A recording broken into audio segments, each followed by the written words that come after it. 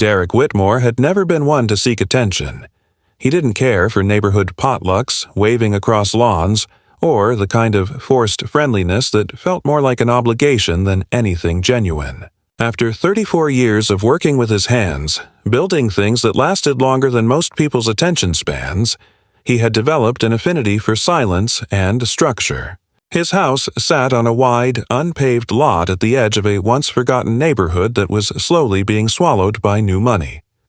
He had bought it outright, no mortgage, no fanfare. The house wasn't flashy, just solid, functional, and slightly sun-faded, like him. He spent most of his time restoring a project he had dreamed of for over a decade. A small wooden riverboat, one he had designed himself, modeled loosely after a 1940s utility skiff, but with his own modifications. Stronger ribs, a sealed bottom, deck, and a custom rudder that he hoped would handle shallow curves better than anything store-bought. The boat was his quiet rebellion, a plan for escape he never voiced but clung to on days when the world felt just a little too loud. He worked on it during the early hours of the morning or long into the night, depending on the weather and how his back felt that day. His tools were arranged with military precision, not because he was obsessive, but because he believed that respect for your tools meant respect for your time. When Karen Delaney moved in across the street, Derek noticed her only in the way a man notices something that doesn't quite fit. Her car was large and white, pristine to the point of absurdity, and she parked it diagonally as if the lines on the pavement were mere suggestions. She was loud in that specific way where even her silence had an audience, and her laugh, always slightly too high-pitched, came with sharp glances around to see who had heard it. She wore sandals well into November and always had something fragrant burning on her porch. Lavender one week, then patchouli, then something that made Derek's sinuses itch just from the hint of it on the breeze. At first, he thought little of her. New people came and went. Most didn't bother with him. He had no reason to think she'd be different. But within 2 weeks, she had knocked on his door twice. The first time, it was to complain about the noise from his compressor, even though he only ran it midday and had made sure to fit it with noise-dampening feet. The second time, it was about sawdust on the shared gravel road, not on her driveway, just in the wind. "I'm allergic," she said, dramatically rubbing her temple with her thumb as if it pained her to even bring it up. Derek had listened, said nothing, and simply nodded once. She waited for more, didn't get it, and eventually turned away with a tight-lipped smile that promised this wasn't over. He had seen her around before that, once trying to direct a delivery truck that didn't fit down their narrow road, another time picking up a small yapping dog that had run off into his yard. She always seemed to perform the simplest acts with a flair for consequence. Derek wasn't surprised when the local contractor she'd hired to redo her fence left halfway through the job, muttering something about expectations that change every hour. She replaced him the following week with 2 teenage boys who clearly had no idea what they were doing, but she hovered over them like a drill sergeant, arms folded tightly, issuing commands as if she had studied fencing for years. Derek didn't get involved. He didn't speak about her to the other neighbors, and he didn't gossip even when the chance presented itself. Still, he noticed her watching him. Not overtly, never in a way that could be called out. But, often enough, he'd be oiling the hull of his boat or sanding a fin and glance up to find her gaze flicking away from a second-story window. Curtain barely moved. It wasn't paranoia. He just had good instincts. You don't work around machines and dangerous tools your whole life without developing a sense for when something, or someone, is off. One unusually hot afternoon in early spring, Derek left the driver's side window of his truck cracked open while he worked behind the house. It wasn't even a full opening, just enough to keep the inside from baking. He had parked in his usual spot, under the only tree on the property with real shade. He had just finished cutting several long strips of cured pine for the inner rail supports and went inside for a cold drink. Maybe 15 minutes passed. When he returned, he saw it immediately. A strange layer of fine dust spread over his dashboard, the vents, the center console. The passenger seat was covered in light brown grit, along with flecks of bark and bits of decomposed leaves. For a long moment, he just stood there. No outburst, no swearing. His eyes slowly traced the debris trail back through the air, and sure enough, there it was. Karen, standing in her yard, holding what was unmistakably his leaf blower, the gas-powered one he had tuned just the week before. Her other hand clutched a half-empty iced tea in a pink plastic tumbler. She looked at him, smiled, and lifted the nozzle slightly as if to wave.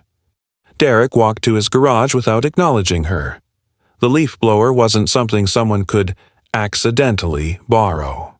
It had his initials burned into the handle with a soldering iron. It also had a specific grumbling cough when it ran, a sound he would recognize in a parking lot full of engines. And he hadn't given it to her, hadn't even spoken to her in weeks. She had, plainly and simply, taken it from his property while he was at home. That meant she had crossed into his workspace, entered his open shed, taken a powered tool, used it to blast filth into his personal vehicle, and still had the gall to act like it was nothing, like it was her right. He didn't knock on her door. He didn't yell. He didn't post about it or tell the neighbors. He took out his phone and pulled up the receipt for the blower, which he kept digitally cataloged like all his tools. He printed it, highlighted the serial number, and placed it into a letter envelope along with a typed note. "This is my property. You have until tomorrow at 5 p.m. to return it, cleaned and intact. After that, I will proceed accordingly. D.W." Then he had it delivered by registered courier, the kind that requires a signature. He didn't expect her to respond the way a reasonable person might. But what came next was more than just pettiness. It was strategic, calculated. The following morning, she hadn't returned the tool. In fact, she had stored it openly in her back patio, next to a plastic bench under her overhang. And more than that, she had put up a small handwritten sign next to it. Community Use Equipment, Respect and Return. As if it had been hers all along. As if Derek's name burned into the grip was some kind of forgotten artifact. The final insult came that evening. Derek sat on his porch with a cup of strong tea, reading through a boat-building manual for hull stability. The sun was beginning to lower, casting long shadows across the yard. That's when he heard the now familiar sputter of the blower engine. He leaned slightly, just enough to see over the railing. Karen was standing near the street, aiming the leaf blower toward the curb, or rather, toward the patch of gravel just in front of Derek's truck. A cloud of dust lifted again. Not enough to be damaging this time. Just enough to be seen. Just enough to declare something without saying a word. Derek exhaled slowly. He didn't feel anger. Not exactly. What settled in his gut was something slower, heavier, the weight of a boundary crossed with confidence, the knowledge that if you allowed one violation, the next came easier, and the one after that became routine. He looked down at his hands, calloused, stained, reliable, and quietly made the decision that would start everything. This wouldn't be resolved with a conversation. It had already gone too far for that. Derek woke up the next morning to the sound of distant barking and the low hum of some sort of power tool reverberating off the side of the house. He knew the sound too well. It was the same unmistakable rattle and whine of his blower, that quick, dry throttle that spat and choked like a diesel engine in winter. He sat up slowly, pulled on his jeans, and walked to the kitchen window. The sun was already punching through the blinds and the grass still had a trace of dew, but Karen was out there. Again. This time, she was in a bright pink tracksuit, standing on the sidewalk in front of her house, pointing his blower down at the storm drain as if she were purging evil spirits from the gutter. The motion was theatrical, useless, sending little plumes of dry grit into the air, and every few seconds she would turn and direct the flow of debris onto the shared gravel between their driveways. His driveway. He watched her for several minutes without moving. There was no urgency in his movements as he brewed coffee, took out a slice of rye toast, and chewed it mechanically. When he finally stepped outside with his mug, she turned and waved, that same brittle, sugary smile plastered across her face. He said nothing, just stood on his porch, calm as a fence post, sipping. After a while, she turned back to her work, unbothered. That day, he filed a formal complaint with the city, not with the police. He wasn't stupid. He had no interest in a he said she said at the local precinct, not when his property was unmonitored and open. He submitted a form online through the county's property boundary dispute portal and included the purchase receipt, serial number, and a summary of the incident so far. He marked it as unauthorized use of private equipment and encroachment via debris. It was dry, factual, and gave no emotion away, just like he intended. When he came home from the hardware store that afternoon, he found that she'd moved his garbage bins 2 feet into the road and placed a handwritten obstruction sign taped to one. The lettering was done in thick black marker, and underneath she'd written in smaller print, "Please keep bins within your own property lines. Thank you kindly, Karen." Derek didn't touch the note. He rolled the bins back, methodically opened each one, double-checked them for signs of tampering, and then walked them around back. That night, he locked the shed for the first time in years. 2 days passed without an incident. Then came the moment that shifted the entire dynamic from nuisance to active provocation. Derek had left for a few hours that morning to pick up a custom-machined part for the boat's tiller mechanism from a shop downtown. It was a good day. He hadn't thought of Karen once. When he returned, he noticed that the gate to his side yard was slightly ajar, a detail so small most people wouldn't have caught it. But he knew the tension of that latch. He kept it just tight enough so the wind couldn't rattle it. Something had moved through. At first, nothing seemed off. The boat was untouched. His tools were where he left them. But as he walked toward the back of the lot, near the corner where he stored excess lumber under a tarp, he felt that pit in his stomach, the one that tells you something's been violated. He pulled the tarp aside. The neatly stacked rows of cedar and pine planks had been scattered. Someone had gone through them. Not with care, not like someone selecting materials. Just disruption. And then he saw it.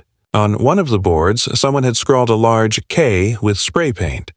Not artistic, not even legible. Just a thick red smear. It wasn't even subtle. He stood there a while. He didn't touch it, he didn't photograph it. He didn't run to post it online or call a neighbor. He simply walked back inside, opened his notebook where he kept his ledger of work and materials, and drew a line through the day's entry. Then he turned the page and wrote 3 words at the top. Pattern has escalated.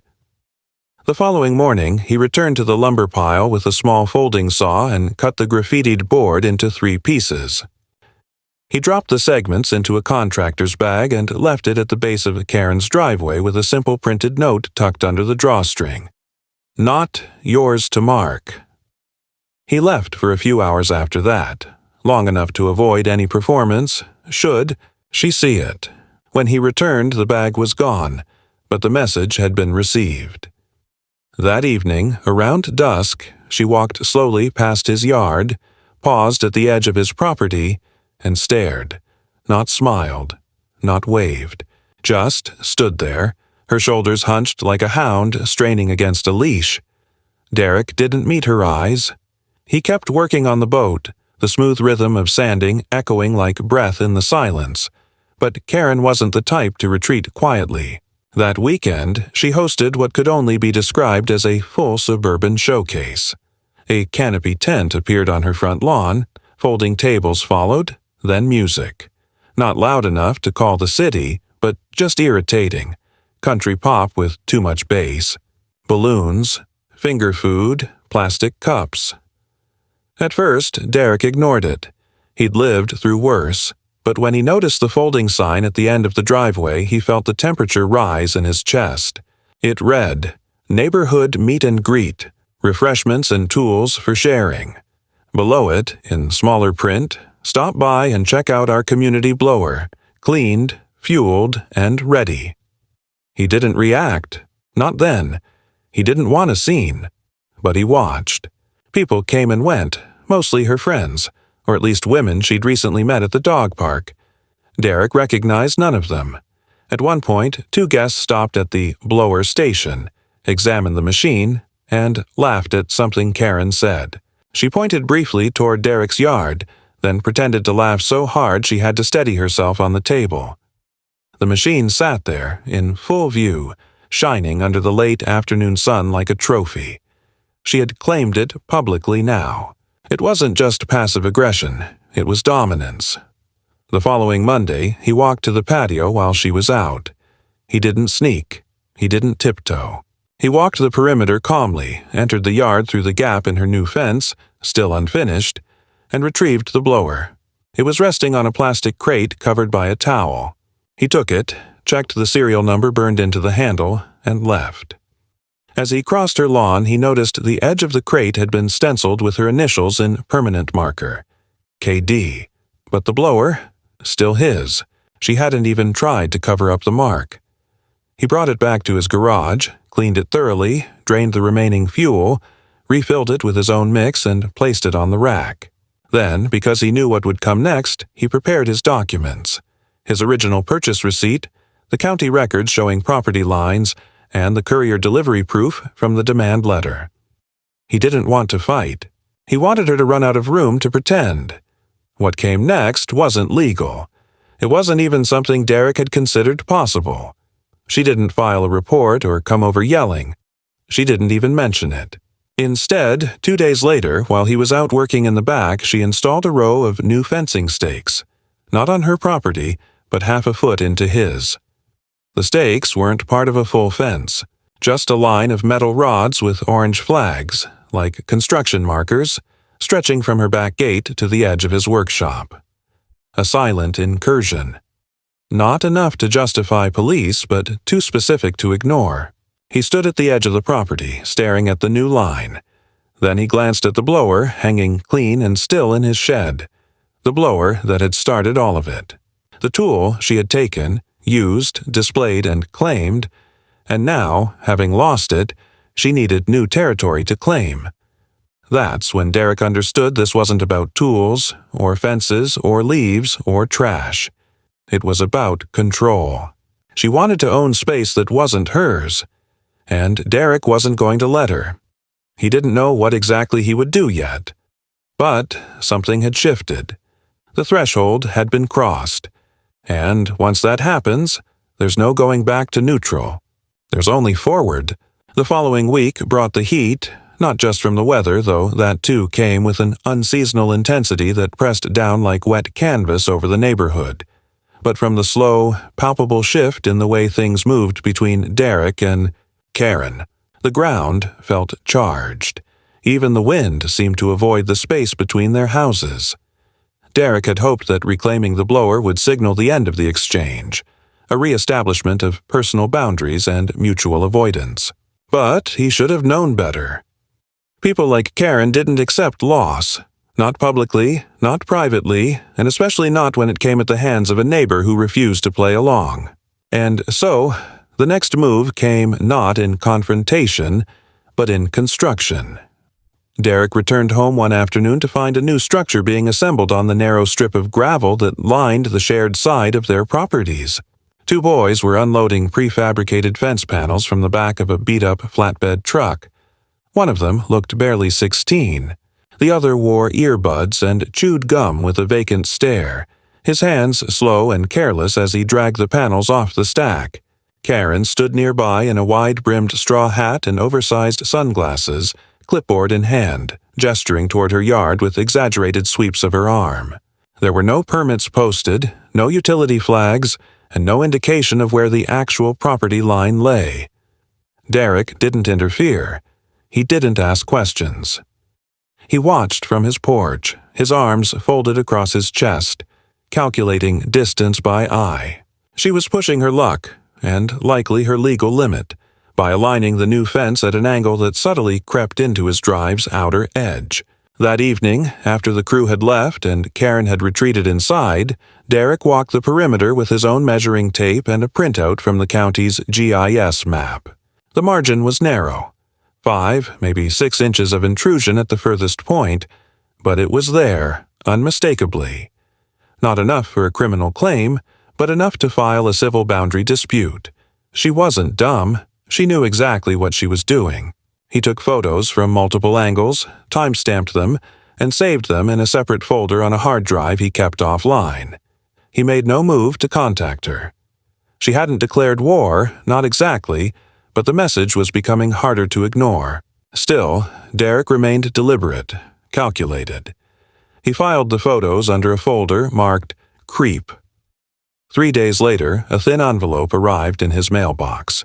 No return address, just his name printed in block letters. Inside was a single piece of paper. It read, "Unpermitted noise and pollution have been observed emanating from your workspace. Please consider the health of those nearby. It would be unfortunate if this issue required broader attention."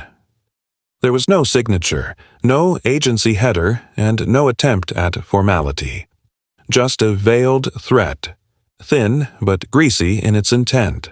Derek folded the paper neatly and placed it in the same folder. He didn't need handwriting analysis to know where it came from. He spent that weekend preparing a response not in words, but in reinforcement. He rebuilt the outer posts on his side of the property line using 6x6 pressure-treated timbers, cemented in with gravel bases for drainage. He added reflective markers to each and painted the tips neon orange. It was a statement without being a statement. He made sure to finish the job in daylight, sawdust swirling openly, the sound of his impact driver echoing just loud enough to carry across the fence. She didn't appear once during the process, but the next morning, he found a line of broken eggs cracked along the edge of his driveway, a trail of yolk drying in the sun like a sickly yellow underline beneath the new posts. He didn't clean it. He simply drove over them again and again until the heat and time turned them into powder. The next escalation wasn't symbolic. It was personal. Derek came home from the store to find the rear passenger door of his truck had been pried open, not forced with a crowbar, but jimmied with a level of clumsy finesse that suggested a coat hanger or long rod. The lock had been tripped, the window scratched. Inside, everything had been upended. Glove box dumped, console emptied, receipts scattered. The only thing missing was the old backup tape measure he kept in the door panel, a sentimental object more than anything valuable. Nothing else was taken. Not the registration, not the cash he sometimes left in the coin tray, not the pocket knife in the cup holder, just the tape measure. He called it in, gave a report, but he knew, and the officer probably did too, that nothing would come of it. No cameras, no witnesses, and no hard evidence. That evening, he installed motion lights around the front and sides of the property. High-lumen floods with sensor ranges calibrated for human height. He didn't bother with cameras, not because he was opposed, but because he knew how easily they could be dismissed, damaged, or ignored in small claims. Light, however, had a presence. It intruded, it humiliated, and, more importantly, it was legal. He made sure the beams pointed only inward, toward his own space, but bright enough that anyone walking through would feel publicly exposed. 2 nights later, the lights flicked on at 1:13 a.m. Derek didn't get up. He watched from the dark, sitting silently at his kitchen table, the back of his chair angled just so he could see through the curtains. A figure, rounded, wrapped in a robe, holding something, moved through the yard. Not far, not deep, just the edge. Enough to trip the sensor. Karen stood there for nearly 2 minutes not moving. Then she turned and walked back the way she came. The light shut off 10 seconds later.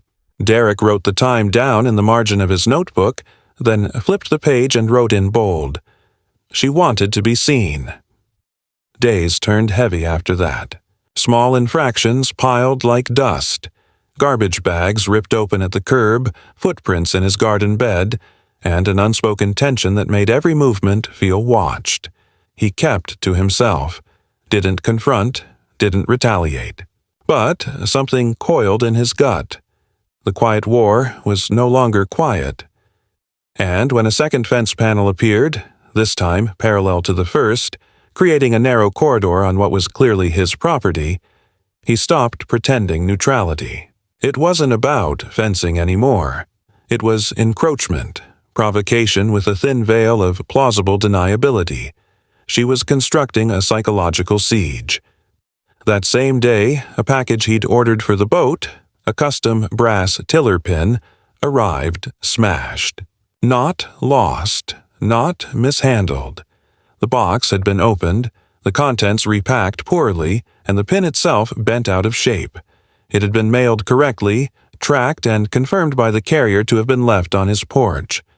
Derek didn't even flinch. He took it inside, placed the broken piece on the workbench, and went to his cabinet.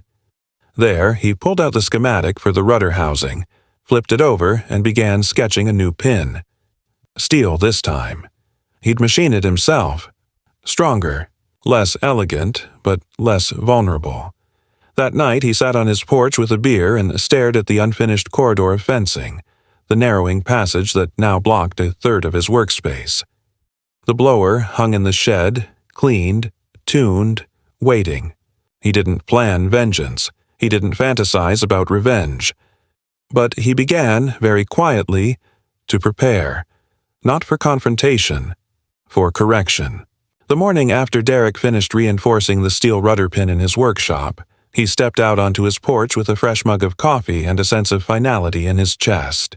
He had reached a point of mental quiet, a low-pressure silence that usually came to him only after finishing a particularly difficult task or fixing something no one else could figure out. It wasn't peace, not with the encroaching fence still bisecting his workspace and the tension that clung to the air like humidity, but it was a form of readiness. He wasn't looking for confrontation, but if it came now, he would be stepping into it fully awake with both feet planted. What surprised him most was how quickly that confrontation finally took shape, and how absurdly formal it appeared. A folded manila envelope was taped to his front door, fastened with 2 strips of blue painter's tape, as if someone thought that made it more civil, less invasive. He peeled it off carefully and carried it inside before opening it. Inside, there was a single page, a printed notice, clearly homemade, reading, "Pending complaint of structural harassment. Multiple neighbors have expressed concern about the aggressive placement of property markers and intimidating floodlights. Cease all exterior construction until review is completed." No seal, no letterhead, no signature, just the suggestion that this was an official process. At the bottom, in smaller font, a note. Failure to comply may result in coordinated community action. Derek read the letter 3 times. He didn't crumple it. He didn't even sigh. Instead, he placed it on the table next to the last unsigned note and sat for a long moment, staring out the window, watching dust hang in the morning air. He knew what this was. It wasn't legal pressure. It was a bluff made to look like bureaucracy. And it wasn't just Karen anymore. That line, multiple neighbors, wasn't about consensus. It was about isolation. She was working the social angles now, whispering, pushing, trying to create the illusion that he was alone in this. And maybe he was. That evening, as the sun dipped low and the sky took on that orange haze that made shadows stretch long and accusatory, Derek took the blower down from its hook in the shed. He hadn't touched it since the day he took it back. He wiped the nozzle, checked the lines, and made sure the fuel was fresh. Then he walked to the rear edge of his property, where the new fencing panels had been wedged into place like poorly planned ribs on a collapsing lung. The structure jutted 5 feet into his work area and had no rear support, just stakes driven into the soil and wishful thinking. He aimed the blower low, toward the base of the nearest panel, and squeezed the trigger. The roar of the motor was instant, deep, and resonant. Dirt lifted like smoke. Pebbles bounced against the panels. The first one rattled, then bent. He moved slowly, not swinging, just guiding the air like a scalpel, letting physics do the work. When the third panel cracked at the bottom and tipped sideways, the fourth followed. He didn't stop until every last piece of that half-constructed corridor lay flattened, half buried under the dust he had just blown back onto her lawn.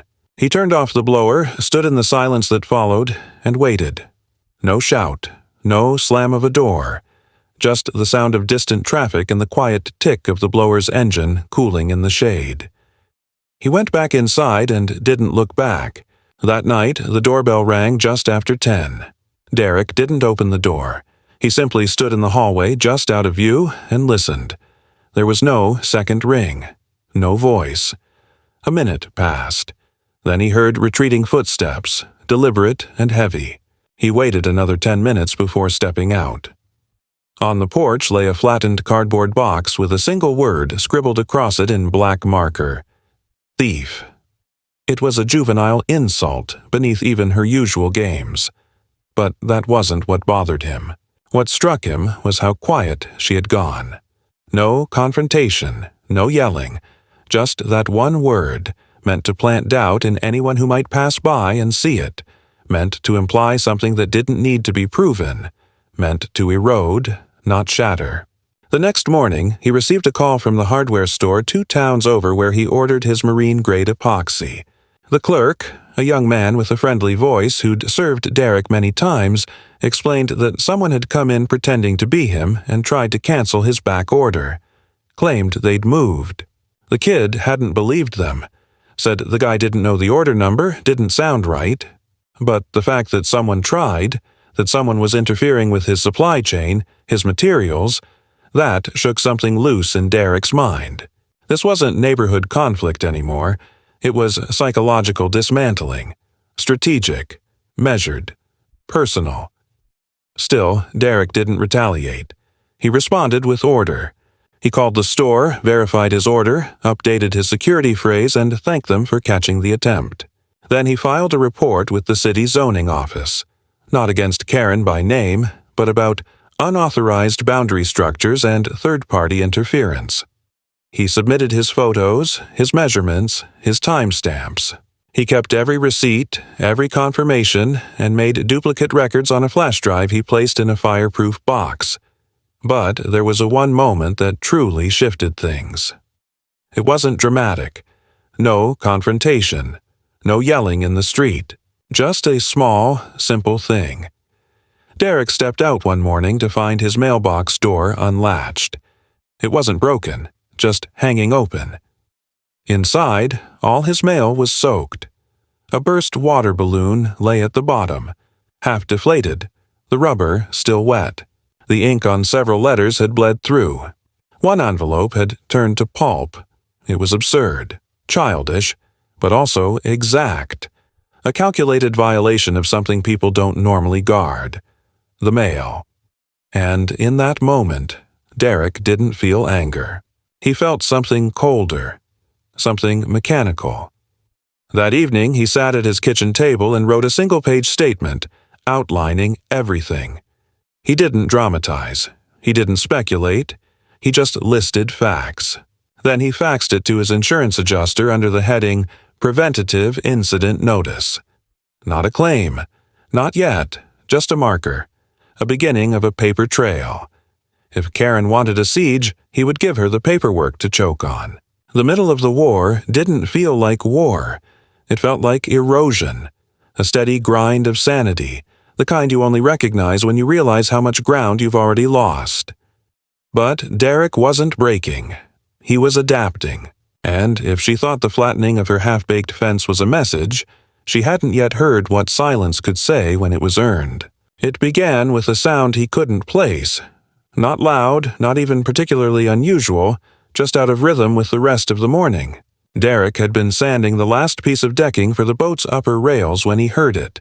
A kind of wet slap, followed by an abrupt metallic rattle. At first, he thought it was something shifting in the neighbor's yard, or maybe the weight of wind knocking over one of her potted monstrosities, but when it happened again, louder this time, he stepped out from under the shed's awning and scanned. The space between the 2 houses. What he saw was so petty, so deliberate in its laziness, that it felt surreal. A bag of garbage had been thrown, not dropped, not placed, but thrown over the low point in Karen's half-standing fence and into his side yard. The plastic had ruptured on impact, spilling used paper towels, orange peels, a broken wine bottle, and something that looked like old chicken bones onto his gravel. The bag still hung off the top corner of a fence post, like some obscene flag marking territory. Derek stood still for a moment, the sander humming idly in his hand. He waited, not expecting movement, but giving it a chance. No door opened. No apology floated across the lawn. No noise, save for the persistent buzz of distant lawn tools and the squawk of a bird overhead. It had been calculated to land when he was outside, but not close enough to witness the act directly. The timing was sharp. Too sharp to be spontaneous.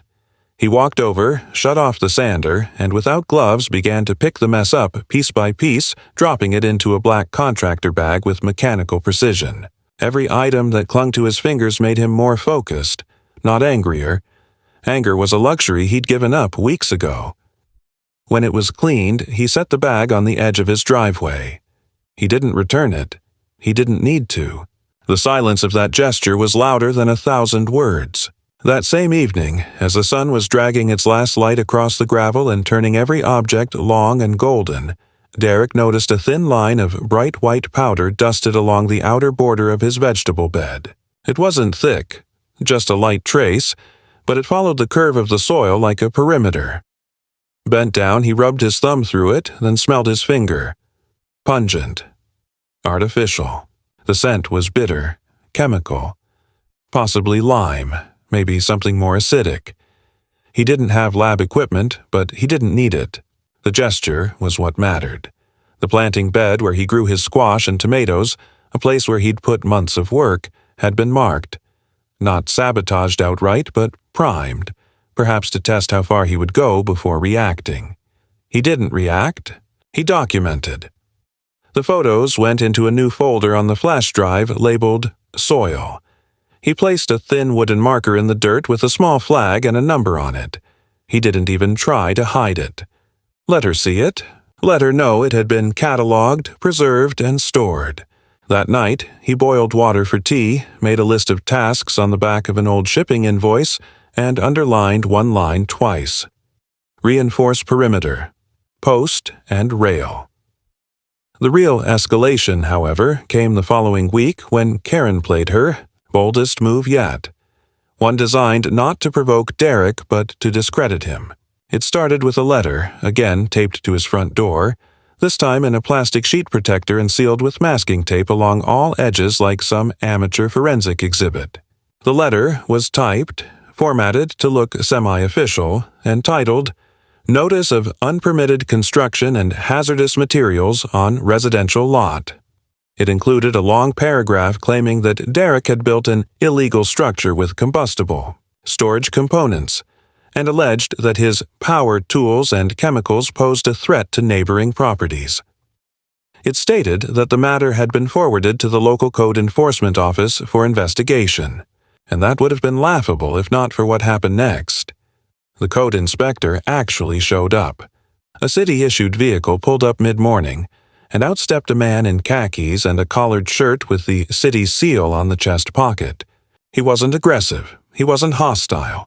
He was just doing his job.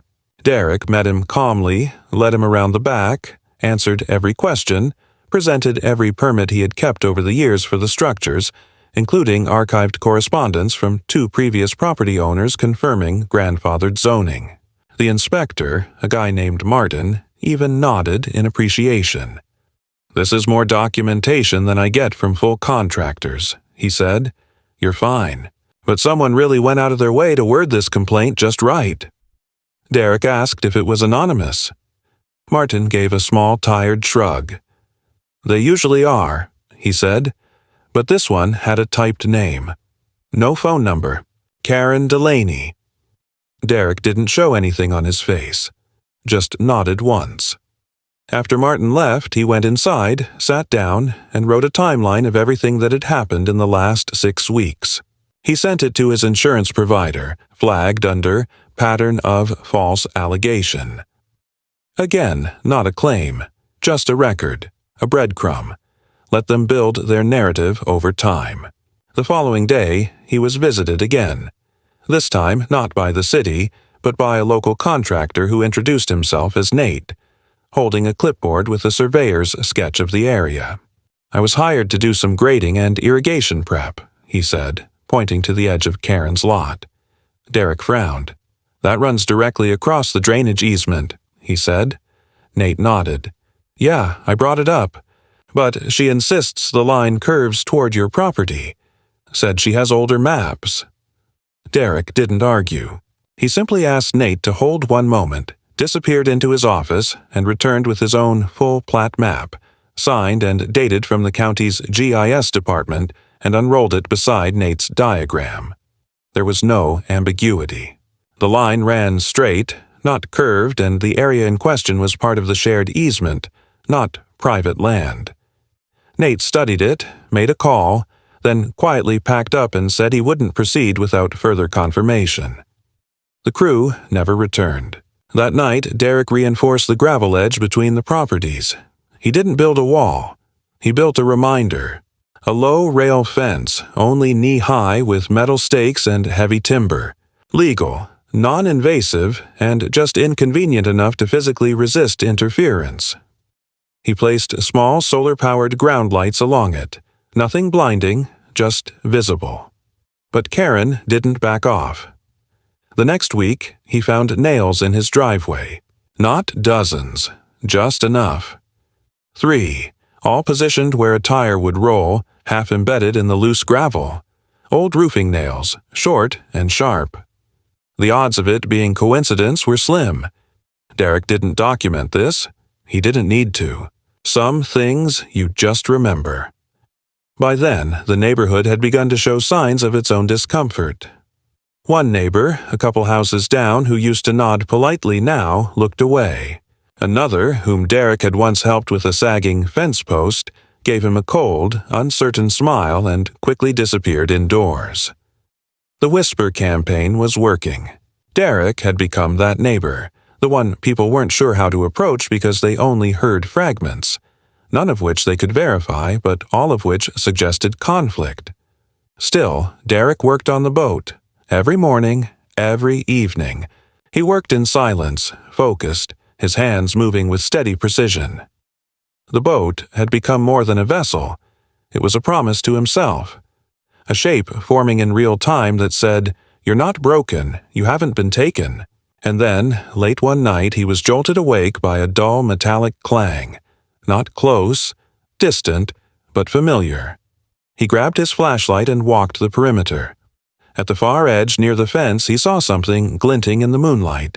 It was a garden stake. One of his. The one he'd used to mark the sprayed powder weeks earlier. Now bent, stuck into the ground, but curved at an unnatural angle, like it had been twisted, not stepped on. Beside it, a partially buried piece of plastic, the shattered handle of his missing tape measure. The one taken from his truck a month before.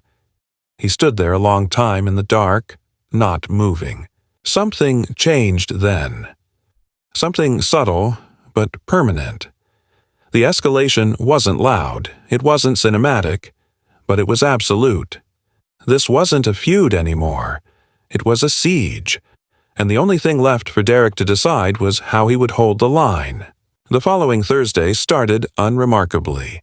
The heat had broken during the night, and the morning arrived cool, almost gentle, the sky clouded with that early summer softness that made everything feel briefly suspended.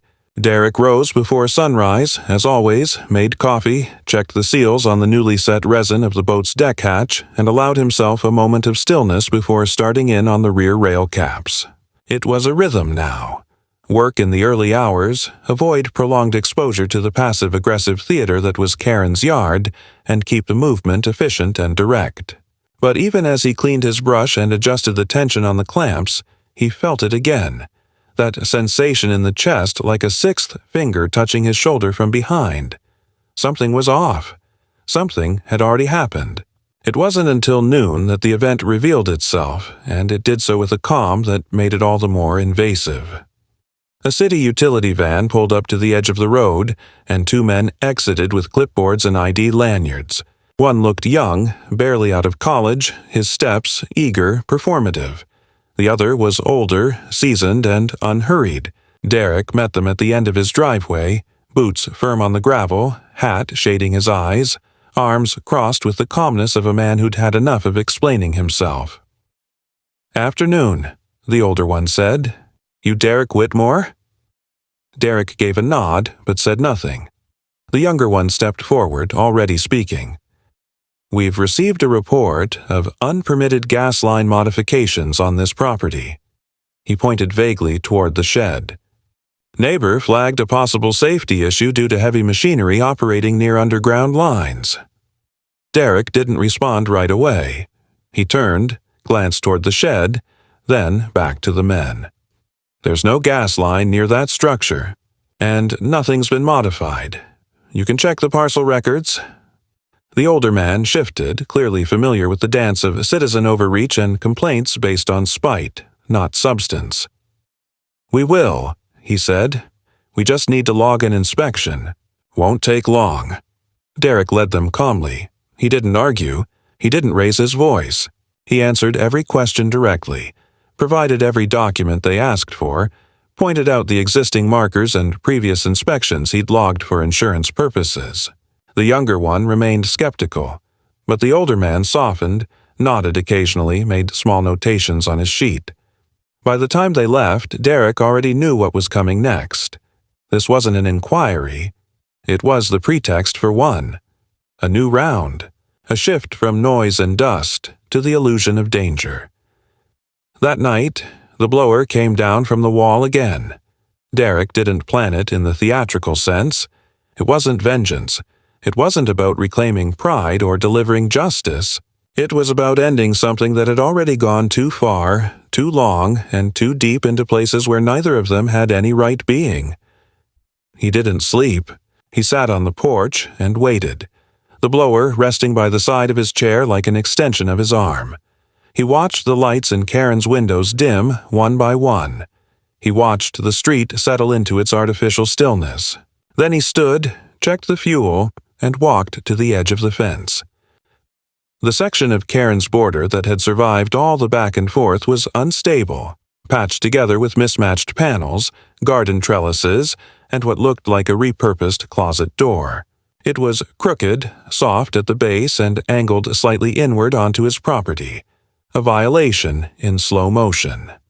Derek didn't hesitate. He pulled the starter once, twice. The motor roared to life, deeper than before, tuned for output over finesse. He stepped forward and directed the full force of air at the base of the structure. Gravel shot out in sheets. Dust surged upward. The panels trembled. He walked slowly, steadily, like a man cleaning a factory floor, and the structure gave way in under 20 seconds. Wood splintered. Screws popped loose. A ceramic flower pot exploded in a mist of terracotta. When the last panel toppled sideways into the hedge, he released the throttle and let the engine idle, then clicked it off. Karen came outside 3 minutes later. No screaming, no hysteria. She walked barefoot across her patio, her robe wrapped tight, her hair loose and wild, her expression unreadable. She stood at the edge of the debris field and stared at him. He didn't speak. Neither did she. For a moment, it was almost peaceful. Two people at the edge of something irreversible, no longer bothering with theater. Then she broke the silence, her voice low and quiet. "You've been trying to erase me." Her eyes didn't waver. Derek answered with silence, not because he lacked words, but because the words would have been wasted. This wasn't about trash, or noise, or land. This was about presence, space, control, and she had lost it. The next day, a formal notice was delivered to Derek's mailbox. Not a complaint, not a city warning, a lawsuit, civil damage claim, property destruction, emotional distress. The packet was thick, the language carefully constructed, but it was weak. All based on her statements, photos of the wreckage that made no mention of encroachment, no measurement, no context. Derek brought the packet to his insurance rep and, in parallel, hired a quiet, unassuming attorney from a neighboring county. She was sharp, unamused by neighborhood melodrama, and within 3 days had compiled a counterclaim that reframed the conflict with a level of clinical detachment that Karen couldn't have anticipated. The judge, when the case went to mediation, read both packets silently, brows furrowed, lips pressed tight. He turned to Karen first. "You admit," he said slowly, "that the fencing was never properly permitted, constructed with your instruction, and placed, by your own statements, to correct what you considered a visual imbalance."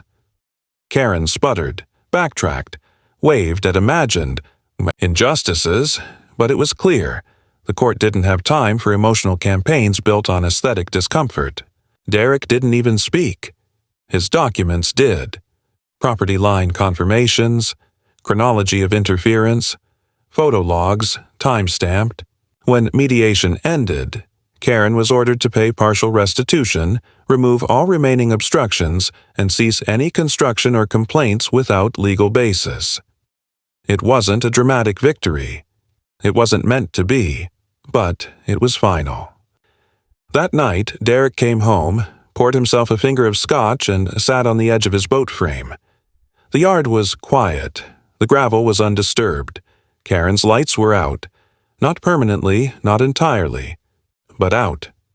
And for now, that was enough. The days that followed felt weightless in a way Derek hadn't expected. Not celebratory, not triumphant, just still, as though a prolonged pressure had finally been released from his chest and all that remained was the empty shape of what it used to contain. The court decision had settled the matter on paper, but what truly mattered was the absence. The yard was quiet. No new notes taped to his door. No sideways glances from neighbors pretending not to look. Karen's car remained parked for 3 straight days without moving. The lights in her windows were dim or off completely.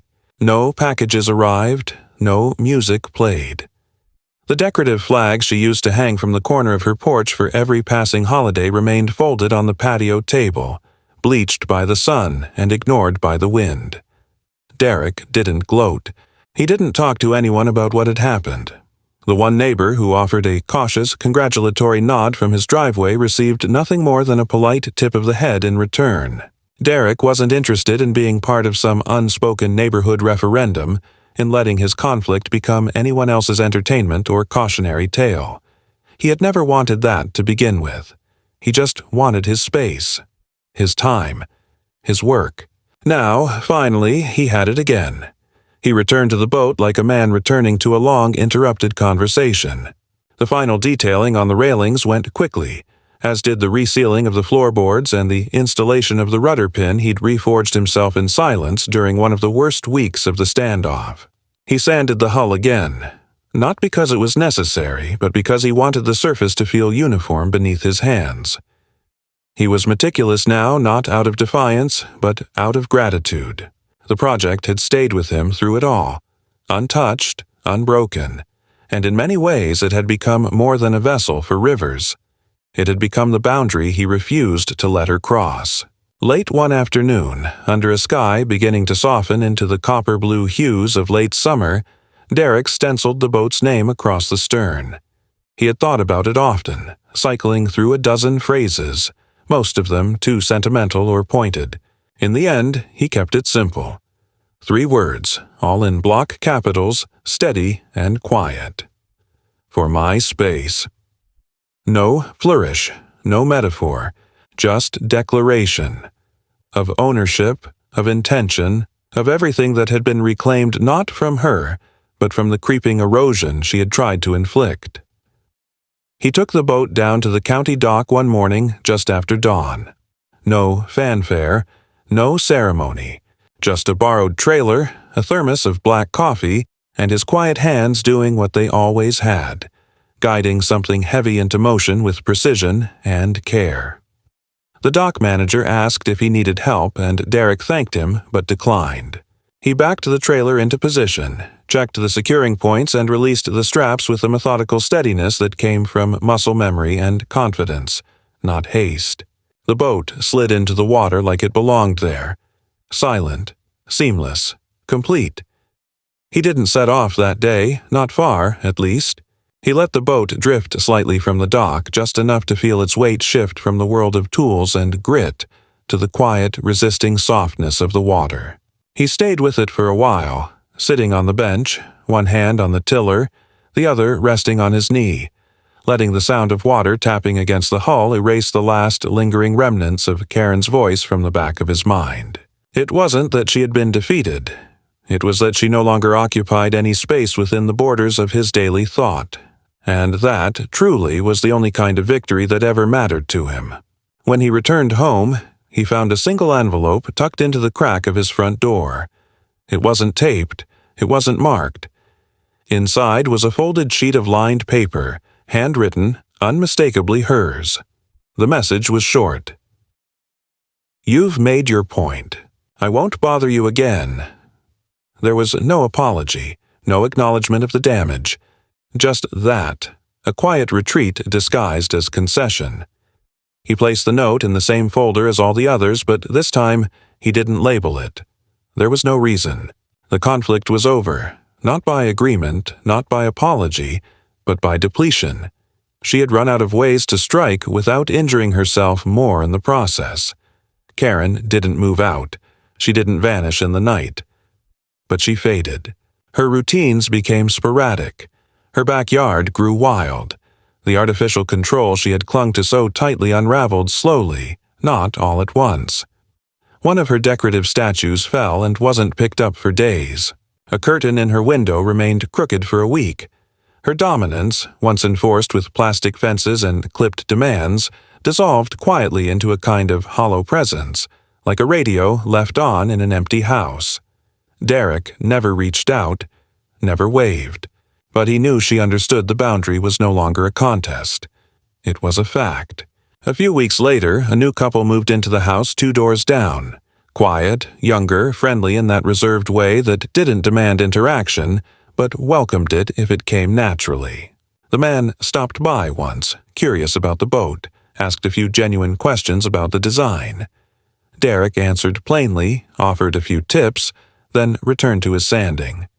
It wasn't community, exactly, but it was something better. Unspoken, unforced acceptance. And that was enough. By the time the air began to cool and the leaves hinted at turning, the gravel between Derek's house and Karen's had been reclaimed by weeds, and the remaining fence posts had warped with rain and time. Nature, as it always does, was erasing the human imprint of conflict in its slow, impartial way. Derek walked the line once, not to inspect, not to gloat, just to see. There was nothing left to confront. The ground was as it had been before she arrived, and he was exactly where he had always intended to remain, in his space, on his terms, building things no one could take without getting their hands burned.